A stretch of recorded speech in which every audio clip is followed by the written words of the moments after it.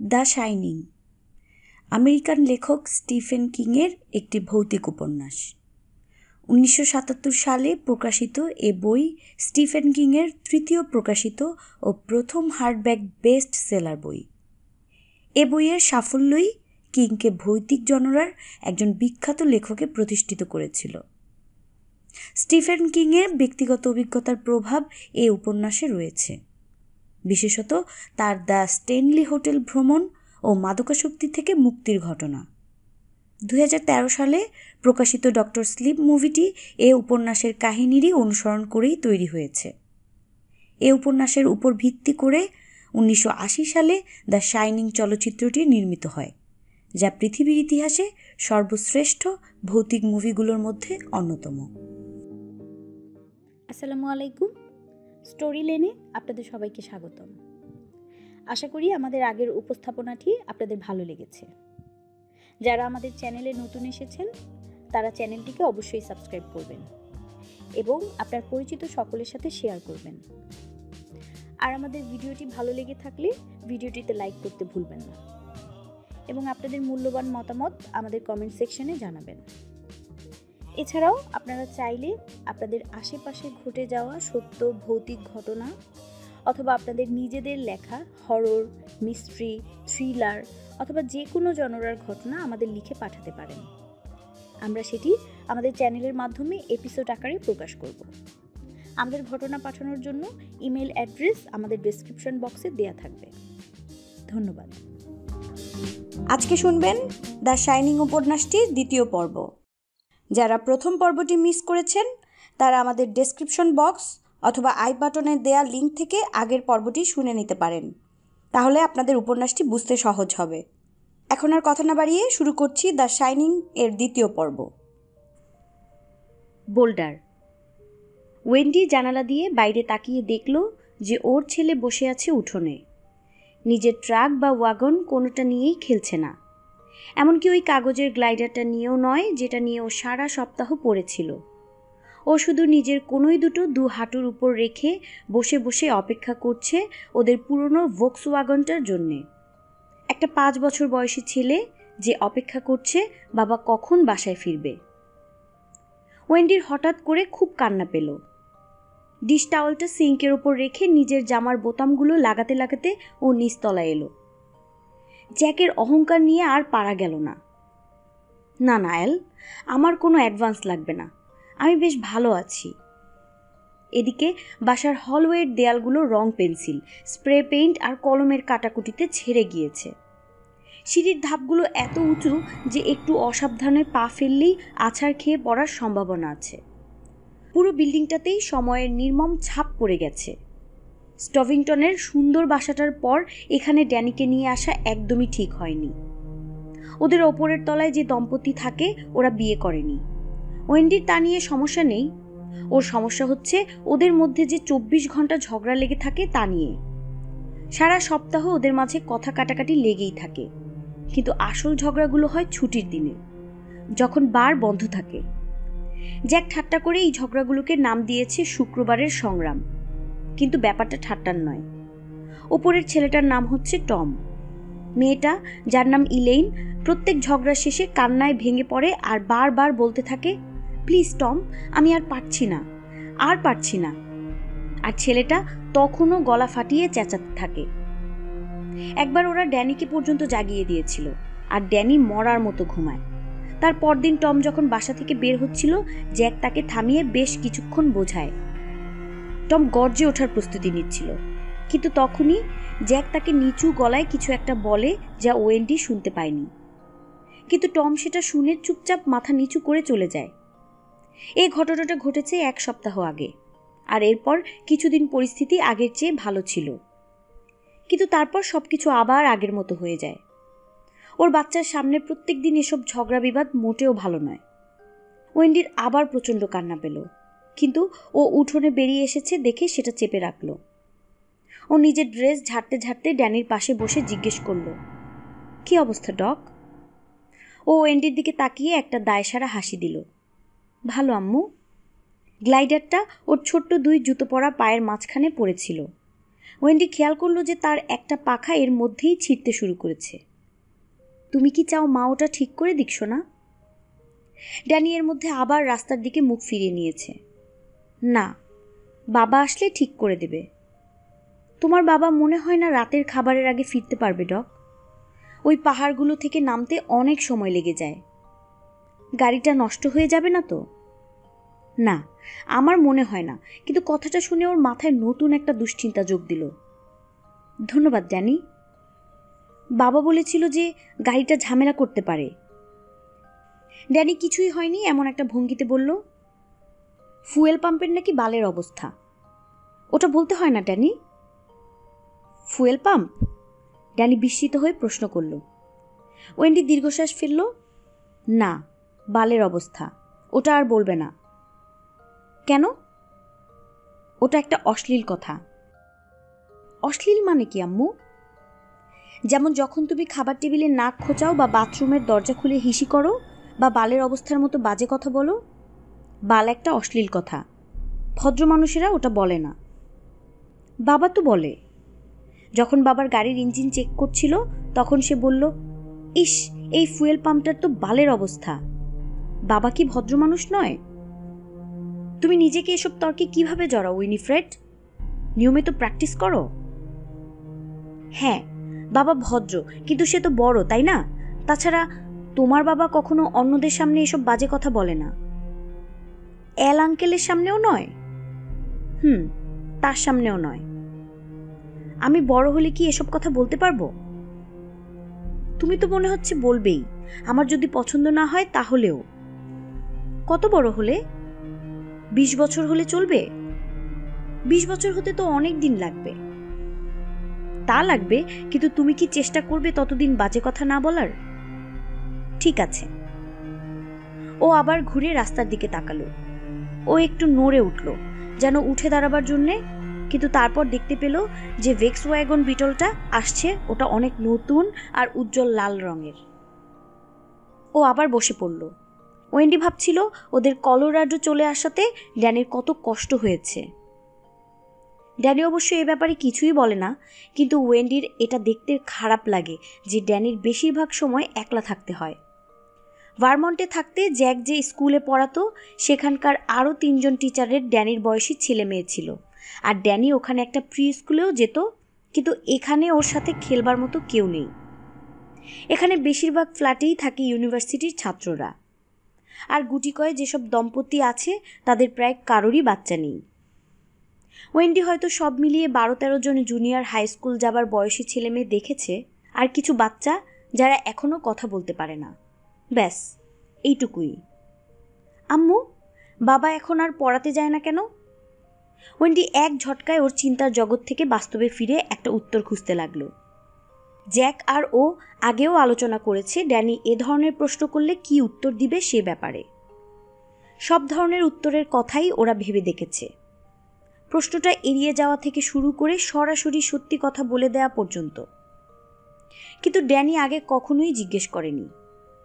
ও প্রশ্নটা করেছে এখন, যখন ওয়েন্ডির এমনিতেই মন খারাপ আর ওর এই ব্যাপারটা নিয়ে কথা বলতে ইচ্ছা করছে না।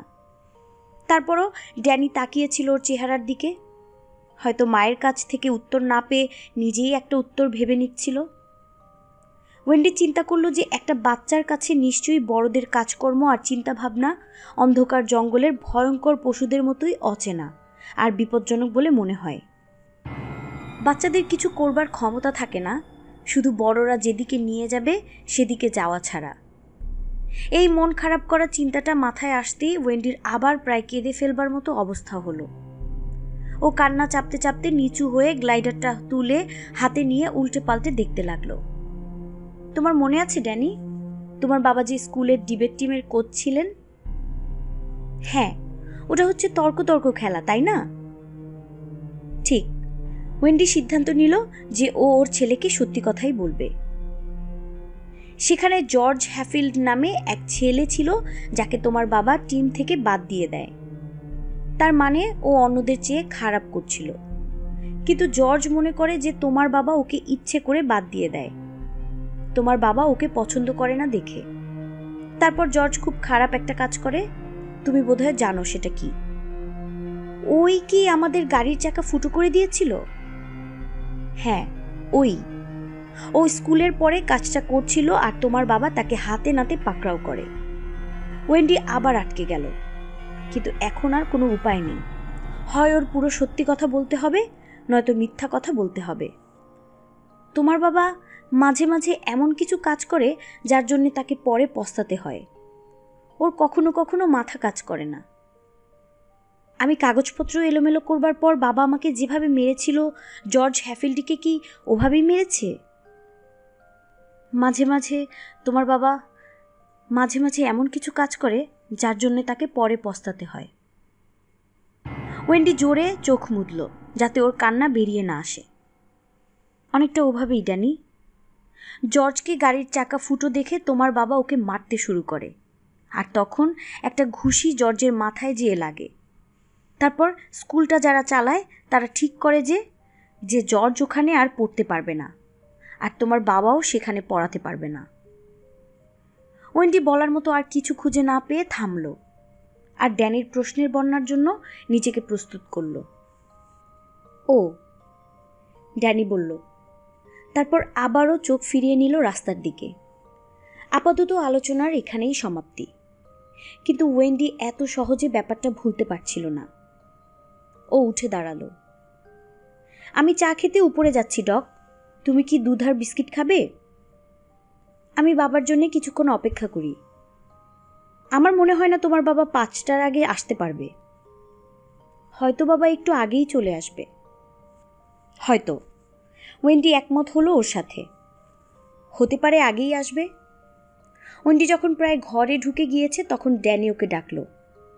আম্মু। কি ড্যানি? তুমি কি শীতের সময় ওই হোটেলটায় যেয়ে থাকতে চাও? এখন ওয়েন্ডির চিন্তা করতে হচ্ছিল ওর কাছে এ প্রশ্নটার যে হাজার হাজার উত্তর আছে তার মধ্য থেকে কোনটা দেবে। ওর গত পরশু এ ব্যাপারে কেমন লাগছিল সেটা বলবে, নাকি গতকাল রাতে বা আজ সকালেরটা? প্রত্যেক দিনই ওর এ ব্যাপারটা নিয়ে এক এক রকম অনুভূতি হচ্ছে, তার মধ্যে কিছু ভালো, কিছু ভয়ঙ্কর খারাপ। ও বলল, তোমার বাবা যদি থাকতে চায় তাহলে আমিও চাই। ও একটু থামল। আর তুমি কি চাও? আমিও থাকতে চাই বোধহয়। ড্যানি শেষ পর্যন্ত বলল, এখানে আমার সাথে খেলার মতো কেউ নেই। তোমার কি তোমার বন্ধুদের কথা খুব মনে পড়ছে? মাঝে মাঝে স্কট আর অ্যান্ডির কথা মনে পড়ে, ব্যাস এইটুকুই। ওয়েন্ডি ফিরে এসে ড্যানিকে একটা চুমু দিয়ে ওর মাথার চুলে হাত বুলিয়ে দিল। ওর হালকা সোনালি চুল থেকে বাচ্চা বাচ্চা ভাবটা এখনো যায়নি। ড্যানি এত চুপচাপ একটা ছেলে, জ্যাক আর ওয়েন্ডিকে বাবা মা হিসেবে নিয়ে ও কিভাবে টিকবে ঈশ্বরই জানেন। ওদের বিয়ের শুরুতে যা আশা ছিল সব নিঃশেষ হতে হতে অচেনা একটা শহরের বাজে একটা অ্যাপার্টমেন্টে এসে ঠেকেছে। ড্যানির ভাঙ্গা হাতের ছবিটা আবার চোখের সামনে ভেসে উঠল। পৃথিবীটা যে চালায় তার কোথাও কোনো একটা ভুল হয়েছে, আর সেই ভুলের জন্যে পস্তাতে হবে নিষ্পাপ একটা প্রাণকে। রাস্তায় যেও না ডক। ওয়েন্ডি ওর ছেলেকে শক্ত করে জড়িয়ে ধরল। ঠিক আছে আম্মু। ওয়েন্ডি ওপরে উঠে এক পট চা বসালো আর একটা প্লেটে কিছু কুকি রাখলো, যাতে ও ঘুমিয়ে থাকার সময় ড্যানি ভেতরে এলে খুঁজে পেতে কষ্ট না হয়। ও বড় চায়ের কাপটা সামনে নিয়ে টেবিলে বসে জানালা দিয়ে বাইরে ড্যানির দিকে তাকালো। ড্যানি এখনও উঠোনে বসে আছে, নীল রঙের জিন্স আর সবুজ রঙের ঢোলা একটা টি শার্ট পরা, যেটা লেখা ছিল স্টভিংটন প্রেপ স্কুল। ওর গ্লাইডারটা ওর পাশে পড়েছিল। সারাদিন ওয়েন্ডির ভেতরে যে চাপা কান্না জমেছিল ওটা এখন বিস্ফোরিত হলো। ঝরঝর করে অশ্রু ঝরে পড়তে লাগলো ওর চায়ের কাপের ভেতর। ও কাঁদছিল অতীতে যা হয়েছে তার দুঃখে, আর ভবিষ্যতে যা আসছে তার ভয়ে। ওয়াটসন, আপনার বদমেজাজের কারণে অ্যালম্যান বলেছিল। এটা হচ্ছে গিয়ে ফার্নেস। ওয়াটসন একটা অন্ধকার স্যাঁতস্যাঁতে ঘরের লাইট জ্বালাতে জ্বালাতে বলল। সে সাদা শার্ট পরা আর মাথা ভর্তি সাদা চুলওয়ালা একজন শক্তপোক্ত মানুষ। ও ফার্নেসের পেটে বসানো একটা ছোট জানালা টান দিয়ে খুলে ফেলল। তারপর জ্যাককে ইশারা করলো ভেতরে দেখতে। এটাকে বলে পাইলট লাইট। ভেতরে একটা ভয়ঙ্কর শক্তিশালী সাদা নীল রঙের আগুন জ্বলছিল। ভয়ঙ্কর তো অবশ্যই, জ্যাক মনে মনে বলল। ওখানে হাত ঢুকালে 3 সেকেন্ডের মধ্যে কাবাব হয়ে যাবে, আপনার বদমেজাজের কারণে। অধ্যায় 3। ওয়াটসন। আপনার বদমেজাজের কারণ অ্যালম্যান বলেছিল। এটা হচ্ছে গিয়ে ফার্নেস। ওয়াটসন একটা অন্ধকার স্যাঁতস্যাঁতে ঘরের লাইট জ্বালাতে জ্বালাতে বলল। সে সাদা শার্ট পরা আর মাথা ভর্তি সাদা চুলওয়ালা একজন শক্তপোক্ত মানুষ। ও ফার্নেসের পেটে বসানো একটা ছোট জানালা টান দিয়ে খুলে ফেলল। তারপর জ্যাককে ইশারা করলো ভেতরে দেখতে। এটাকে বলে পাইলট লাইট। ভেতরে একটা ভয়ঙ্কর শক্তিশালী সাদা নীল রঙের আগুন জ্বলছিল। ভয়ঙ্কর তো অবশ্যই, জ্যাক মনে মনে বলল। ওখানে হাত ঢুকালে 3 সেকেন্ডের মধ্যে কাবাব হয়ে যাবে, আপনার বদমেজাজের কারণে। বলতে বলতে জ্যাক কল্পনায় চলে গেল। ড্যানি, তুমি ঠিক আছো? ফার্নেসটা ঘরের প্রায় পুরোটাই দখল করে নিয়েছে। জ্যাকের দেখা সবচেয়ে বড় আর সবচেয়ে পুরনো ফার্নেস এটা। পাইলটটার একটা নিরাপত্তা ব্যবস্থা আছে, ওয়াটসন ওকে বলল। ওটার ভেতর একটা ছোট মিটার আছে যেটা তাপমাত্রা মাপতে থাকে। যদি তাপমাত্রা বেশি নিচু হয়ে যায় তাহলে আপনারা যেখানে ঘুমাবেন সেখানে একটা অ্যালার্ম বাজবে। বয়লারটা দেয়ালের ওপাশে। আসুন আপনাকে নিয়ে যাই। ওয়াটসন দড়াম করে জানালাটা বন্ধ করে জ্যাককে ফার্নেসের পেছনে আরেকটা দরজার কাছে নিয়ে গেল। ফার্নেসের লোহা থেকে এক ধরনের ভোঁতা গরম বের হচ্ছিল। জ্যাকের কেন যেন মনে হলো ফার্নেসটাকে দেখে একটা বিশাল ঘুমন্ত বেড়াল মনে হলো। ওয়াটসন শীষ দিতে দিতে চাবি ঝাঁকালো। আপনার বদমেজাজের। বলতে বলতেই জ্যাক আবার কল্পনায় চলে গেল। কল্পনায় জ্যাক স্টাডি রুমে ঢুকে দেখতে পায় যে ড্যানি ওখানে খালি গায়ে মুখে একটা হাসি নিয়ে দাঁড়িয়ে আছে। আস্তে আস্তে প্রচণ্ড রাগের একটা গাঢ় লাল জোয়ার ওর চিন্তা ভাবনাকে আচ্ছন্ন করে তোলে। ওর নিজের কাছে অন্তত মনে হচ্ছিল জিনিসটা আস্তে আস্তে হচ্ছে, কিন্তু আসলে হয়তো 1 মিনিটও লাগেনি। কিছু কিছু স্বপ্নে যেমন মনে হয় সব কিছু অনেক আস্তে হচ্ছে, জ্যাকের তখন তেমনই লাগছিল। দুঃস্বপ্ন দেখবার মতো। দেখে মনে হচ্ছিল ওর স্টাডির প্রত্যেকটা ড্রয়ার আর দরজার উপর ঝড় বয়ে গেছে। সবগুলো ড্রয়ার টান দিয়ে বের করে ফেলা হয়েছে। ওর পাণ্ডুলিপি, যেটাকে ও 7 বছর আগে ছাত্রাবস্থায় লেখা একটা বড় গল্প থেকে 3 অঙ্কের একটা নাটকের রূপ দিচ্ছিল, সারা ঘরের বিভিন্ন জায়গায় ছড়িয়েছিল। যখন ওয়েন্ডি জ্যাককে ফোনটা ধরবার জন্য ডাকে তখনও নাটকের 2য় অঙ্কের ওপর কাজ করতে করতে বিয়ার খাচ্ছিল। ড্যানি সেই বিয়ারটা সবগুলো কাগজের উপর ফেলে দিয়েছিল, সম্ভবত কেমন ফেনা হয় তা দেখবার জন্য। ফেনা দেখবার জন্যে কথাগুলো বারবার জ্যাকের মাথার মধ্যে ঘুরতে লাগলো, পিয়ানোতে একটা অসুস্থ সুর বারবার বাজার মতো। আর এতে ওর রাগ আরো বেড়ে গেল। জ্যাক উদ্দেশ্যপূর্ণভাবে ওর 3 বছরের ছেলের দিকে আগালো। ড্যানি তখন মুখে সন্তুষ্টির হাসি নিয়ে ওর দিকে তাকিয়েছিল। বাবার স্টাডিতে যে কাজটা করেছে তা নিয়ে খুব খুশি। ড্যানি কিছু একটা বলার চেষ্টা করছিল যখন জ্যাক ওর হাত ধরে মোচড় দেয়, ওর হাতের টাইপরাইটার, ইরেজার আর মেকানিক্যাল পেন্সিলটা ফেলে দেবার জন্যে। ড্যানি একটু কেঁদে ওঠে। না না, সত্যি কথা স্বীকার করো, ও চিৎকার করে ওঠে। প্রচণ্ড রাগের বশে থাকার কারণে ওর সব কিছু ভালো করে মনে নেই। ওয়েন্ডি তখন আশেপাশে কোথাও ছিল না। জানতে চাচ্ছিল যে কি হয়েছে, কিন্তু রাগের প্রভাবে ওয়েন্ডির গলা জ্যাক ভালো করে শুনতেই পাচ্ছিল না।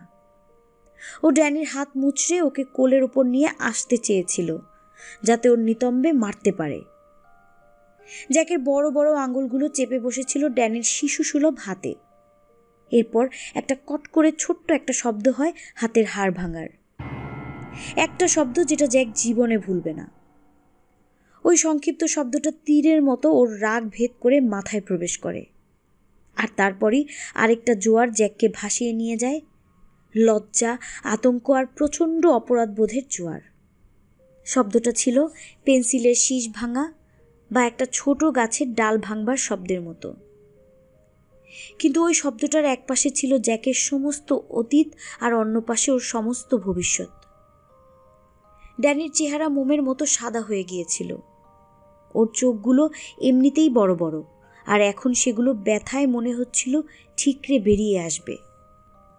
ওকে দেখে জ্যাকের মনে হচ্ছিল যে ও যে কোনো মুহূর্তে জ্ঞান হারিয়ে ফেলবে। জ্যাক তারপর নিজের গলা শুনতে পায়, মাতাল জড়ানো একজন মানুষের গলা, যেটা থেকে আকুতি ঝরে পড়ছিল সব কিছু ফিরিয়ে নেবার। ও প্রশ্ন করছিল, ড্যানি, তুই ঠিক আছিস? ওর প্রশ্নের একসাথে দুটো উত্তর এলো। প্রথমে ড্যানি ওর প্রশ্নের জবাবে জোরে কেঁদে উঠল। তারপর ওয়েন্ডি সশব্দে আটকে উঠল ড্যানির হাতকে বিশ্রী একটা ভঙ্গিতে ঝুলতে দেখে। ওয়েন্ডি গলা থেকে প্রথমে একটা চিৎকার বেরিয়ে এলো। তারপর ও আবল তাবল বকতে বকতে ড্যানির ওপর ঝাঁপিয়ে পড়ল। ওহ ড্যানি, ও আমার সোনা, ও তোমার হাতের কি হয়েছে? আর জ্যাক তখনও বোকার মতো দাঁড়িয়ে দাঁড়িয়ে চিন্তা করছিল যে এরকম একটা জিনিস কিভাবে হয়ে গেল। ও দেখল যে ওয়েন্ডি ওর দিকে তাকিয়ে আছে, আর ওর চোখে জ্বলছে ঘৃণার আগুন। জ্যাকের তখনও মাথায় খেলেনি যে ওয়েন্ডির এই রাগের অর্থ কি হতে পারত। ওর চিন্তায় আসেনি যে ওয়েন্ডি ড্যানিকে নিয়ে তখনই কোনো মোটেলে চলে যেতে পারত, আর সকালে জ্যাককে মুখোমুখি করাতে পারত কোনো ডিভোর্সের উকিলের সাথে। ওর মাথায় শুধু একটা জিনিসই কাজ করছিল, যে ওর বউ ওকে ঘৃণা করে। জ্যাকের নিজেকে তখন প্রচণ্ড একলা মনে হচ্ছিল। ওর মনে হচ্ছিল মারা যাবার সময় মানুষের বোধহয় এমনই লাগে। ওয়েন্ডি তারপর কান্নারত ড্যানিকে কোলে নিয়ে দৌড়ে যেয়ে ফোন ডায়াল করে। জ্যাক তখনও বেকুবের মতো ফ্যাল ফ্যাল করে দেখছিল আর ভাবছিল। কল্পনার জগৎ থেকে জ্যাক ফিরে এলো, আপনার বদমেজাজের কারণে। জ্যাক জোরে জোরে নিজের ঠোঁট ঘষতে ঘষতে ওয়াটসনের পিছে বয়লার রুমে ঢুকল। ঘরটা ভ্যাপসা গরম, কিন্তু জ্যাক যে কারণে দরদর করে ঘামছিল তা শুধু গরমের জন্য নয়। ও ঘামছিল ড্যানির ঘটনাটা মনে পড়ে যাওয়ায়। ব্যাপারটা এখনও পরিষ্কারভাবে ওর মাথায় গেঁথে আছে। ওর মনে এক ঝটকায় সেদিনের লজ্জা আর অপরাধবোধ ফিরে আসে, আর প্রচণ্ড ইচ্ছা করে এক ঢোক মদ খেতে। জ্যাক তিক্তভাবে ভাবল, ও কি কখনো একটা দিন মদের কথা চিন্তা না করে থাকতে পারবে না? ও তো এক সপ্তাহ বা একদিনও নয়, শুধু একটা ঘন্টা চায় যখন ওর মদ খেতে ইচ্ছে করবে না। এটা হচ্ছে আমাদের বয়লার, ওয়াটসন ঘোষণা করল। তারপর পেছনের পকেট থেকে একটা লাল আর কালো রুমাল বের করে ফ্যাত করে নাক ঝাড়ল। ও রুমালটাকে পকেটে ফেরত পাঠাবার আগে এক ঝলক উকি মেরে দেখে নিল যে ওর নাক থেকে ইন্টারেস্টিং কিছু বের হয়েছে কিনা। বয়লারটা হচ্ছে গায়ে দস্তার আবরণ দেয়া আর মেরামতের নিশানাওয়ালা একটা লম্বা সিলিন্ডার আকৃতির ধাতব ট্যাঙ্ক, যেটা 4টা সিমেন্ট ব্লকের উপর খাড়া করানো ছিল। বয়লারটার উপর থেকে জড়াজড়ি করে অনেকগুলো পাইপ চলে গেছে মাকড়সার জালে ঢাকা বেসমেন্টের সিলিং পর্যন্ত। জ্যাকের ডান দিকে ছিল পাশের রুমের দেয়াল ভেদ করে আসা দুটো বড় বড় হিটিং পাইপ। প্রেসার মাপার মিটারটা থাকে এখানে। ওয়াটসন বয়লারের গায়ে টোকা দিল। প্রেসার হিসাব করা হয় পিএসআই বা পাউন্ড পার স্কোয়ার ইঞ্চিতে। আমি এখন ব্যাটাকে 100-র কাছাকাছি রেখেছি, যার জন্যে রাতে রুমগুলোতে বেশ ঠান্ডা পড়ে। কয়েকজন গেস্ট অবশ্য অভিযোগ করেছে, কিন্তু তাতে আমার কিছু যায় আসে না। তাছাড়া এ বেচারার বয়স হয়ে গিয়েছে, এতবার সরানো হয়েছে যে এটার ভেতরে এখন ঝুরঝুরে অবস্থা। রুমালটা আবার পকেট বেরিয়ে এলো, আবার ফ্যাত করে শব্দ, উকি, তারপর আবার পকেটে ফেরত। কি যে বালের ঠান্ডা লাগলো! ওয়াটসন আলাপ জমাবার সুরে বলল, প্রতি শীতেই আমার এমন হয়। আমার তখন কাজ থাকে হয় এই হারামজাদা বয়লারের সাথে খোঁচাখুচি করা, নয়তো রোকে কোর্টের ঘাস কাটা। আমার মা বলতেন বাইরের বাতাসই ঠান্ডা লাগার সবচেয়ে বড় কারণ। উনি মারা গেছেন 6 বছর হলো, ঈশ্বর ওনার আত্মাকে শান্তিতে রাখুন। ওনাকে ক্যান্সারে ধরেছিল। আপনার উচিত প্রেসার সবসময় 50 কি 60-এর ঘরে রাখা। মিস্টার আলম্যানের খায়েশ হচ্ছে পশ্চিম উইংয়ে একদিন হিট দেয়া, তারপর দিন পূর্ব উইংয়ে, আর তার পরের দিন সেন্ট্রাল উইংয়ে। শালা পাগল না? আমি ওই হারামজাদাকে 2 চোখে দেখতে পারি না। সারা দিন বকর বকর করে, কিন্তু শালার ঘটে এক ছটাক বুদ্ধি নেই। এখানে দেখুন, এই রিংগুলোকে টানলে আপনি এই ডাক্টগুলোকে খুলতে বা বন্ধ করতে পারবেন। আপনার সুবিধার জন্য আমি সবগুলো দাগিয়ে রেখেছি। নীল দাগ যেগুলোতে আছে সেগুলো পূর্ব উইংয়ের রুমগুলোর সাথে কানেকশন দেয়া, লালগুলো সেন্ট্রাল আর হলুদগুলো পশ্চিম উইং। মনে রাখবেন, পশ্চিম দিকে সবচেয়ে বেশি ঠান্ডা পড়ে। শীতের সময় ওই উইংয়ের রুমগুলোতে ঢুকলে ঠান্ডার ঠেলায় পাছার লোম দাঁড়িয়ে যায়। যেসব দিনে পশ্চিম উইং হিট করবেন ওই দিনগুলোতে প্রেসার 80-তে নিয়ে গেলেও অসুবিধা নেই। আমি হলে অন্তত তাই করতাম। আর উপরে যে থার্মোস্ট্যাটগুলো আছে। জ্যাক শুরু করলো। ওয়াটসন এত জোরে মাথা ঝাঁকালো যে ওর চুল নেচে উঠল। ওগুলো শুধু দেখানোর জন্য, ওগুলোর সাথে কোনো কিছুর কানেকশন দেয়া নেই। ক্যালিফোর্নিয়া থেকে কিছু গেস্ট আসে যারা রুমগুলোকে এত গরম রাখতে চায় যেন ওরা ঘরের ভেতরে বসে রোদ পোহাতে এসেছে। সেই হিট তো এখান থেকেই যায়, যদিও সবসময় প্রেসারের দিকে চোখ রাখতে হয়। দেখেছেন ব্যাটা কিভাবে বাড়ার তালে থাকে? ওয়াটসন মেইন ডায়ালে টোকা দিল।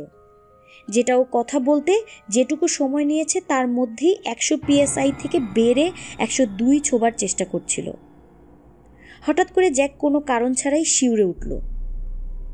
ওয়াটসন বয়লারের প্রেসার হুইল ঘোরাতে জোরে হিস শব্দ তুলে মেইন ডায়ালের কাঁটা আবার 99-এ নেমে এলো। ওয়াটসন ভালভটা ঘুরিয়ে বন্ধ করে দেবার পর শব্দটা নিজের অনিচ্ছা সত্ত্বেও কমে এলো। ব্যাটা বাড়তেই থাকে। ওয়াটসন বলল, আপনি যে ওই হারামজাদা মোটকা অ্যালম্যানকে বলবেন, ও তো কিছু বললেই হিসাবের খাতা খুলে বসে। আর 3 ঘন্টা ধরে বোঝায় যে 1982 আগে ও নতুন কোনো বয়লার কিনতে পারবে না। আমি এখনই বলে দিচ্ছি, পুরো হোটেলটা একদিন ধসে পড়ে যাবে। আমি শুধু চাই যে মোটকা যেন তখন হোটেলের ভেতরে থাকে। ঈশ্বর, আমি যদি আমার মায়ের মতো ভালো হতে পারতাম। উনি সবার মাঝে ভালো দিকটা দেখার চেষ্টা করতেন, আর আমি হয়েছি একটা গোখরা সাপের মতো বদমেজাজি। কি আর করার, মানুষ তো আর স্বভাব বদলাতে পারে না। আপনার মনে করে প্রত্যেক দিন এখানে দিনের বেলা 2 বার করে আর রাতে ঘুমাবার আগে 1 বার করে আসতে হবে। প্রেসার চেক করবার কথা খেয়াল রাখবেন। যদি না রাখেন তাহলে প্রেসার আস্তে আস্তে বাড়তেই থাকবে, যতক্ষণ না পুরো বয়লার ফেটে গিয়ে আপনার পরিবারকে চাঁদে পাঠিয়ে দেয়। তবে যদি প্রতিদিন 3 বার এসে হুইল ঘুরিয়ে যান তাহলে সব কিছু ঠিকঠাক থাকবে। প্রেসার সবচেয়ে বেশি কত পর্যন্ত উঠতে পারে? প্রথম দিকে টপ লিমিট ছিল 250, কিন্তু এখন তার অনেক আগেই ফাটবে। এখন ডায়ালটা যদি 180-এর উপরে উঠে যায় তাহলে আপনি আমাকে ধরে বেঁধেও এখানে আনতে পারবেন না। কোনো অটোমেটিক শাটডাউনের ব্যবস্থা নেই? না, নেই। এই বয়লারটা যখন বাড়ানো হয়েছে তখন এসব জিনিসের কেউ নামও শোনেনি। কিন্তু আপনি যদি প্রতিদিন প্রেসার চেক করেন তাহলে কোনো সমস্যা হবে না। আর আলম্যানের রুটিন অনুযায়ী ডাক্টগুলো খুলতে ভুলবেন না। যদি এবারে শীতকাল খুব উষ্ণ না হয় তাহলে কোনো রুমের তাপমাত্রাই 45-এর উপরে যাবে না। আর আপনি নিজের রুমের তাপমাত্রা নিজের সুবিধা মতো ঠিক করতে পারবেন। আমাদের আজকের আয়োজন এই পর্যন্তই। খুব শীঘ্রই আমরা এই গল্পের পরবর্তী অংশ নিয়ে হাজির হব। যারা এতক্ষণ পর্যন্ত আমাদের সাথেই ছিলেন তারা অবশ্যই আমাদের ভিডিওটি লাইক করবেন ও আপনার পরিবার, আশেপাশের পরিচিত মানুষদের সাথে শেয়ার করে আমাদের এরকম ভিডিও তৈরি করতে অনুপ্রাণিত করবেন। এবং অবশ্যই আপনাদের মূল্যবান মতামত আমাদের কমেন্ট করে জানাবেন। আর যারা নতুন আমাদের চ্যানেলে এসেছেন তারা আমাদের চ্যানেলটি সাবস্ক্রাইব করবেন। ধন্যবাদ।